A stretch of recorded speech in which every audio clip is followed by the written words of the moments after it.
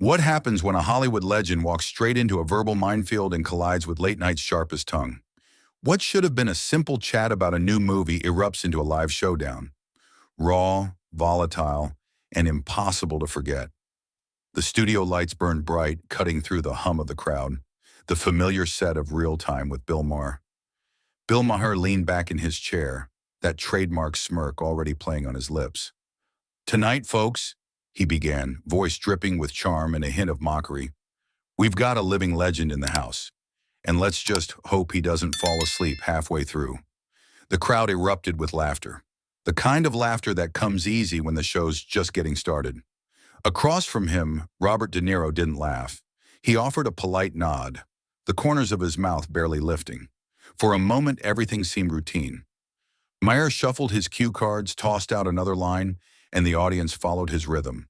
Laugh, clap, repeat. But something was off. De Niro wasn't playing along the way most guests did. He wasn't giving Maher easy setups or indulgent smiles. He sat still, solid. Maher noticed it too, though he mistook it for an opportunity. He leaned forward slightly, eyes narrowing with mischief. "So, Bob," he said casually, "you've been pretty outspoken lately. Some people are saying actors should stick to acting. You know, leave the thinking to the professionals." The words landed like a jab disguised as a joke. The audience gave a hesitant laugh, unsure if they were supposed to find it funny. De Niro's expression didn't change. He sat back, fingers laced together, and said evenly, "Everyone's got a right to speak, Bill. That's what this country's supposed to be about, right?" His tone was calm, but there was something under it, a weight that made the room go just a little quieter. Maher smirked again, pretending not to feel it. "Sure," Maher replied, his voice tightening just a notch. "But it's kind of rich, isn't it? Millionaire actors lecturing regular folks about real-life problems?" A few people in the audience laughed, more out of habit than amusement. De Niro tilted his head slightly, eyes narrowing just enough to draw focus. "You think money decides who gets to care, Bill?" he said. "Funny, some people with the most opinions about others' lives are the ones furthest from living them." The crowd let out a low murmur. Maher tried to laugh it off, but the sound came out thinner than before. Bill shifted gears smoothly, like a driver changing lanes without signaling. The laughter from the last joke hadn't even faded when he leaned forward, resting his elbows on the desk, voice suddenly sharper. "So, Bob," he said with that familiar grin that always meant trouble, "you've been talking a lot about politics lately. Ever think maybe you should leave that to people who actually know what they're talking about?" The audience laughed, but it was a weak, scattered sound, more out of instinct than amusement. De Niro didn't flinch. He just looked at Bill, calm but firm, like a man who'd seen too many provocations to take the bait easily. "I think everyone's got a right to speak, Bill," De Niro said, his voice steady and low. "You don't need a degree to have a conscience." The words hung in the air for a moment, simple but sharp enough to cut through the fake laughter. Maher smirked, trying to keep control of the tone. "Sure," he said, pretending to laugh, "but it's just a little hard to take a lecture on conscience from a guy who gets 20 million a movie." This time, the audience didn't laugh right away. A few nervous chuckles echoed through the room, then silence. De Niro's eyes narrowed slightly, just enough for the camera to catch it. That's when the energy shifted. The room that had been filled with laughter now felt smaller, tighter, like the air itself had thickened. Bill was smiling, but it was forced now, his grin more like a shield than a smirk. De Niro didn't raise his voice, didn't break his composure. He simply said, "Money doesn't erase memory, Bill. You might forget where you came from, but I don't." The line wasn't loud, but it hit hard. The audience stopped moving. Maher blinked, a flicker of unease crossing his face before he quickly masked it with a chuckle. But everyone could tell. The first punch had landed. Bill leaned back in his chair, eyes glinting with that trademark mix of arrogance and amusement. He'd taken a hit, but instead of backing off, he went for the personal shot. The kind that sounds like a joke, but lands like a slap.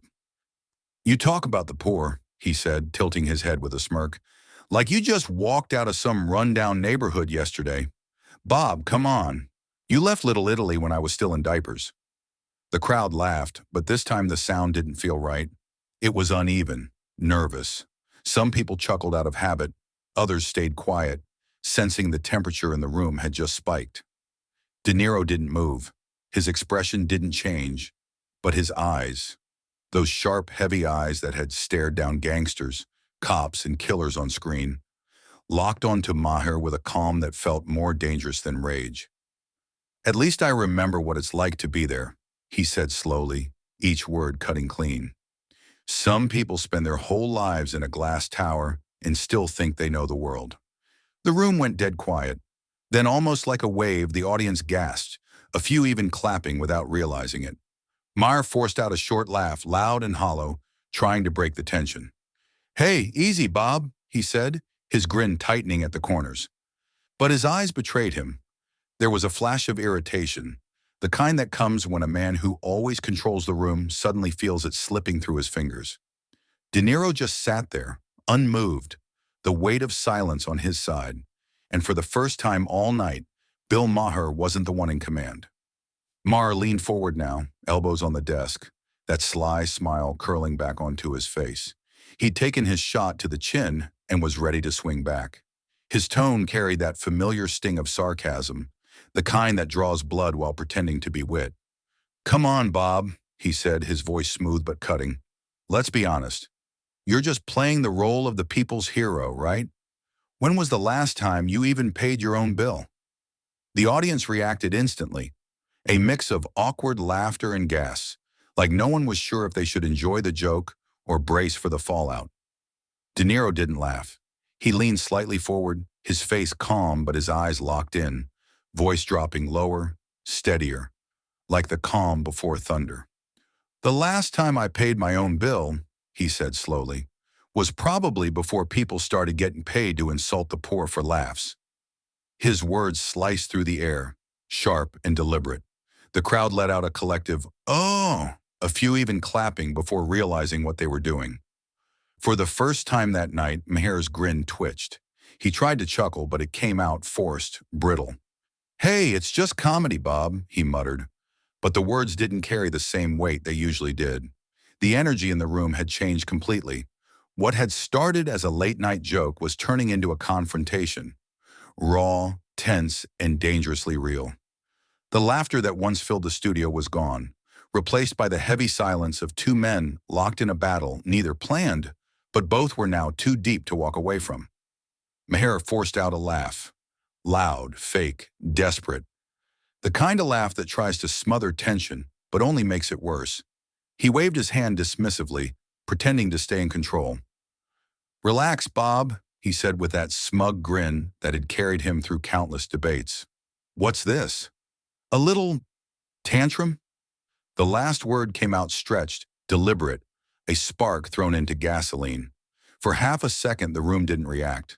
The audience laughed weakly, uncertain whether to follow the host's lead or trust their instincts. Then the silence hit. Sharp, cutting, total. The laughter died in their throats as everyone realized Maher had gone too far. You could feel it, that split second of collective awareness when even the air seems to freeze, waiting for what comes next. De Niro didn't blink. His stillness was terrifying. His jaw flexed, eyes locked onto Maher with a glare that could have burned through steel. Then without warning he stood, fast, violent. The chair behind him toppled and crashed onto the floor, the sound echoing like a gunshot. The audience gasped. A few people in the front row instinctively pulled back, as if the heat of his anger might reach them. Maher's smile evaporated. The host who never flinched suddenly looked like a kid caught playing with fire. "Don't you ever use that word with me?" De Niro's voice thundered across the set, low and raw, the kind of anger that shakes walls because it comes from somewhere real. The microphone caught the full weight of it. Every vibration, every ounce of fury. The sound wasn't just heard, it was felt. In the control room, a producer swore under his breath. Stage hands froze mid-step. The floor director hesitated, his hand hovering over the signal to cut to commercial, but nobody dared move. Maher tried to speak, but his words stumbled out. "Bob, hey, I was just..." "Just what?" De Niro snapped, cutting him off. He leaned across the desk, towering over him. "You think this is funny?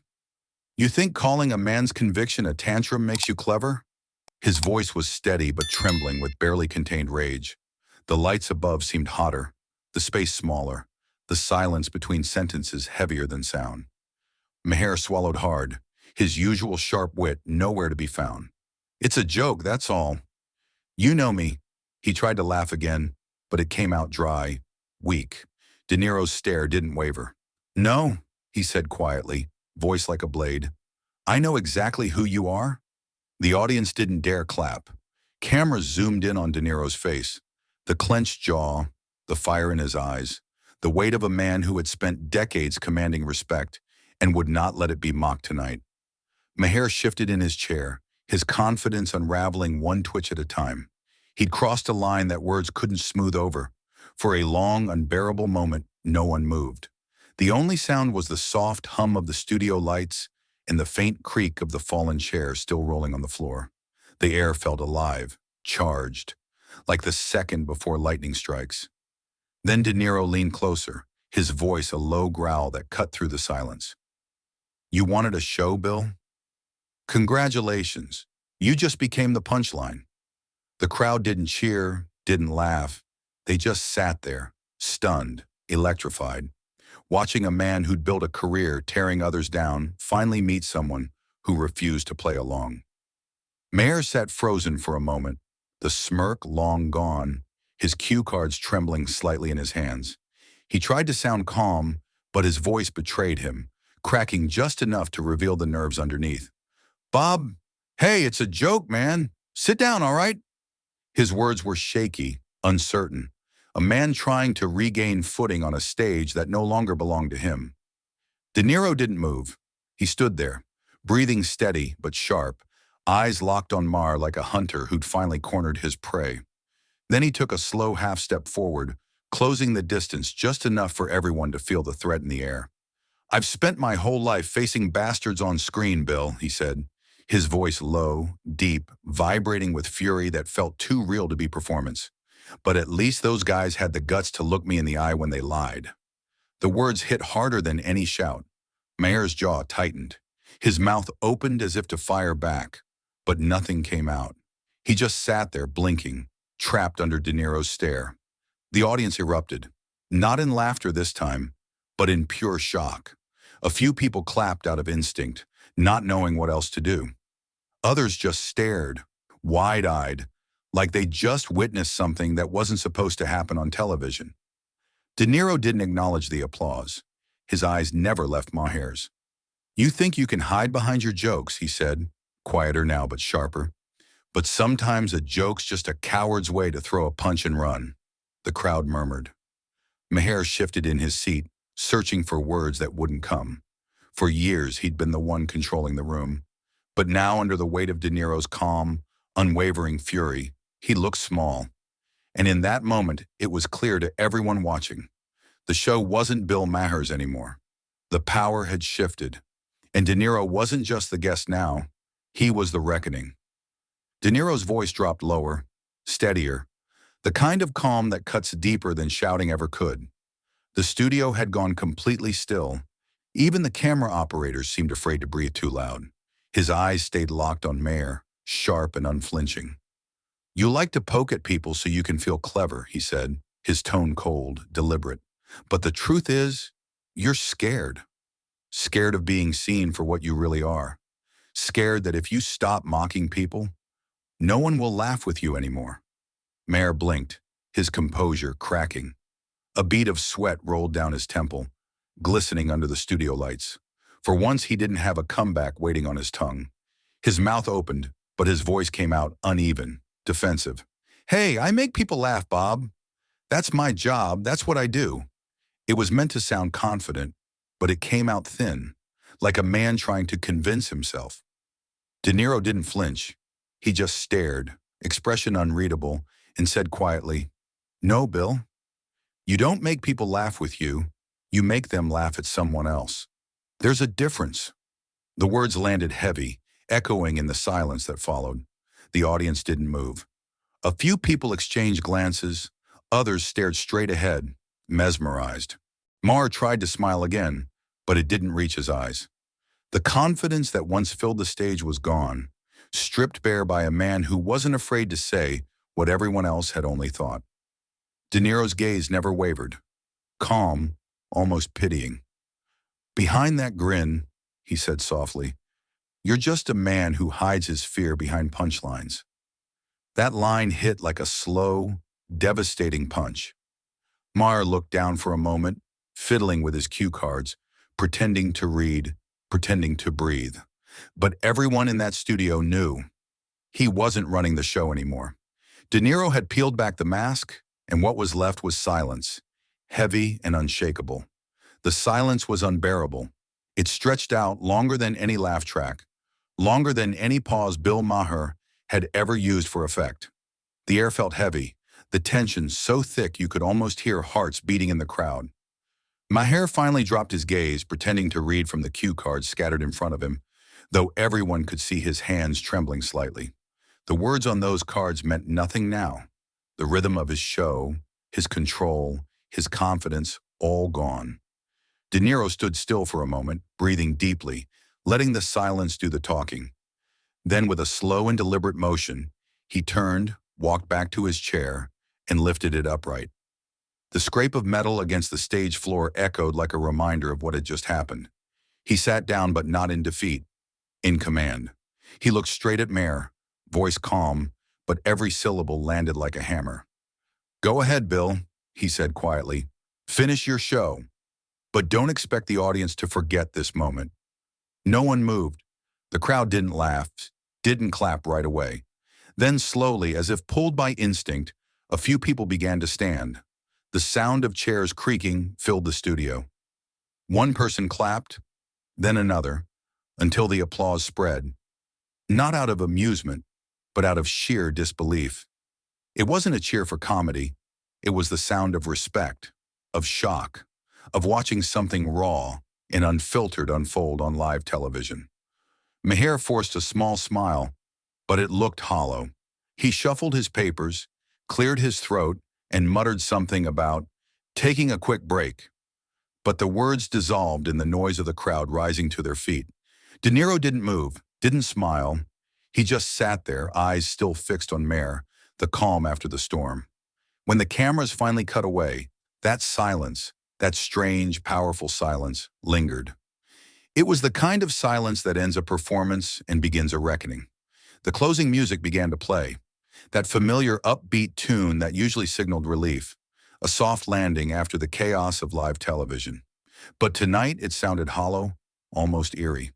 The audience sat frozen, unsure whether to clap or stay silent. Even the crew looked stunned, exchanging glances like they weren't sure if what they'd just witnessed was brilliance or disaster. The cameras kept rolling, capturing every detail: the wrecked tension, the fallen chair, and the uneasy calm that followed.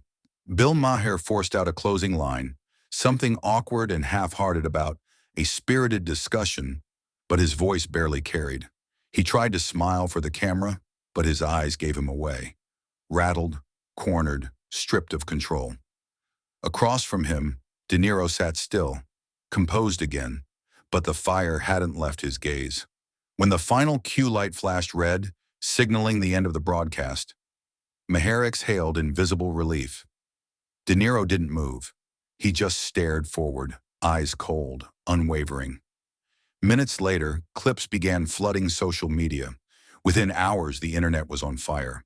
Comments poured in by the thousands. De Niro didn't just shut Maher down, he ended him. That wasn't an interview. That was a reckoning. He didn't lose his temper. He showed the world who the real coward was, and one comment, repeated across every platform, said it best. De Niro didn't just win. He exposed the entire culture of mockery that hides behind the word comedy. As the music faded and the screen cut to black, the last image lingered. The camera zoomed in on De Niro's face. His eyes were cold, steady, and utterly fearless. No more polite smiles, no more restraint. Just the look of a man who'd said everything that needed to be said and left the truth hanging in the air for the world to deal with. If you felt the tension, the truth, and that raw power in this moment, don't look away. Hit subscribe, Drop a comment on whose side you're on and share this video before it disappears. Because scenes like this don't just happen on TV, they expose everything hiding behind the spotlight.